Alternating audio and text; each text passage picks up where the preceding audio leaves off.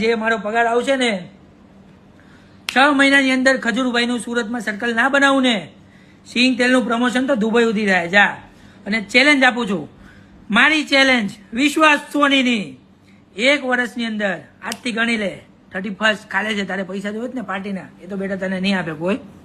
ઉછીના કોઈ 2-5 હજાર રૂપિયા ગૂગલ પે કરે તો અલગ વાત છે, પણ તને હું 365 દિવસની ચેલેન્જ આપું છું. 365 કેટલા?